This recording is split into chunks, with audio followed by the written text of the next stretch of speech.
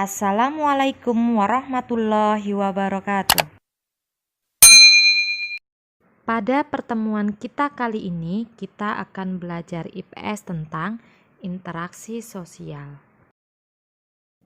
Manusia disebut makhluk sosial karena ia memiliki gregariousness, yaitu suatu naluri untuk selalu hidup dengan orang lain. Dengan demikian, manusia harus berinteraksi dengan sesama anggota masyarakat. Bertemunya seseorang dengan orang lain atau anggota kelompok lainnya, kemudian mereka saling berbicara, bekerja sama, dan seterusnya untuk mencapai tujuan bersama. Kegiatan ini dapat dikatakan sebagai proses interaksi sosial. Untuk mengetahui apa itu interaksi sosial, perhatikan gambar berikut.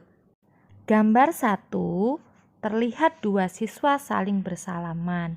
Ini termasuk hubungan antara individu dengan individu. Gambar 2, ada seorang guru yang sedang mengajar di kelas. Ini termasuk hubungan antara individu dengan kelompok. Sedangkan gambar 3, ada beberapa siswa yang sedang bersalaman dengan beberapa guru. Ini termasuk hubungan antara kelompok dengan kelompok. Dari gambar tersebut dapat disimpulkan interaksi sosial berupa hubungan antara individu dengan individu, antara individu dengan kelompok, dan antara kelompok dengan kelompok.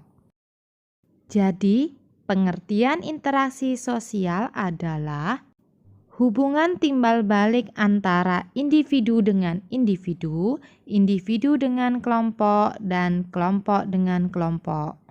Dalam interaksi sosial, hubungan yang terjadi harus dilakukan secara timbal balik oleh kedua belah pihak. Artinya, kedua belah pihak harus saling merespon. Jika yang satu bertanya, maka dia menjawab. Jika diminta bantuan, dia membantu. Jika diajak bermain, dia ikut main. 2. Syarat interaksi sosial. Interaksi sosial tidak terjadi begitu saja. Syarat terjadinya interaksi sosial ada dua, yaitu adanya kontak sosial dan adanya komunikasi. Jadi, tanpa adanya kedua syarat itu, interaksi sosial tidak akan terjadi. Kata kontak berasal dari bahasa Latin, con atau cum yang berarti bersama-sama dan tengo yang mempunyai arti menyentuh. Kontak sosial dapat terbentuk apabila terdapat respon dari pihak lain. Saling berjabat tangan, melempar senyuman, dan bertatap muka menunjukkan contoh kontak sosial. Berdasarkan proses berlangsungnya, kontak sosial dibedakan menjadi dua. Kontak sosial langsung atau primer dan kontak sosial tidak langsung atau sekunder. Contoh kontak sosial primer atau langsung adalah dengan cara berjabat tangan, berbicara. Sedangkan contoh kontak sosial tidak langsung atau sekunder contohnya melalui telepon, SMS, surat, chatting, dan lain-lain. Sedangkan komunikasi dapat diartikan sebagai kegiatan penyampaian pesan dari seseorang kepada orang lain, baik secara langsung maupun tidak langsung. Dalam kegiatan komunikasi, orang yang menyampaikan pesan disebut komunikator, dan orang yang menerima pesan disebut komunikan. Contoh komunikasi adalah saat siswa bertanya kepada guru dan guru menjawab pertanyaan siswa, maka telah terjadilah komunikasi.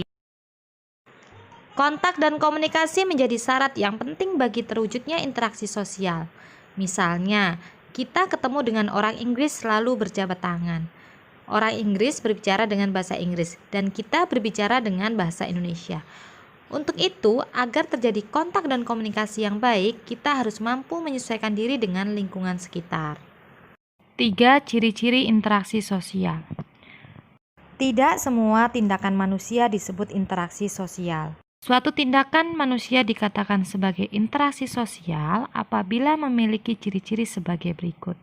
1. Jumlah pelakunya lebih dari seorang, biasanya 2 atau lebih. 2. Berlangsungnya secara timbal balik. 3. Adanya komunikasi antar pelaku dengan menggunakan simbol-simbol yang disepakati. Dan yang keempat, adanya suatu tujuan tertentu. Berlangsungnya suatu proses interaksi sosial didasarkan beberapa faktor, yaitu A. Faktor imitasi, merupakan proses seseorang mencontoh orang lain atau kelompok. Misalnya, seorang anak perempuan bermain masak-masakan karena melihat ibunya pada saat memasak di dapur. B. Faktor sugesti, merupakan pengaruh yang dapat menggerakkan hati orang. Misalnya, seorang dokter yang memberikan saran kepada pasien, kemudian pasien tersebut akan mengikuti saran tersebut tanpa berpikir panjang. C. Faktor identifikasi, merupakan kecenderungan atau keinginan untuk menjadi sama dengan orang lain.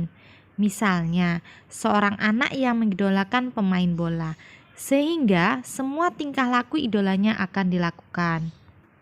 D. Faktor simpati, merupakan kemampuan untuk merasakan diri seolah-olah merasakan keadaan orang lain.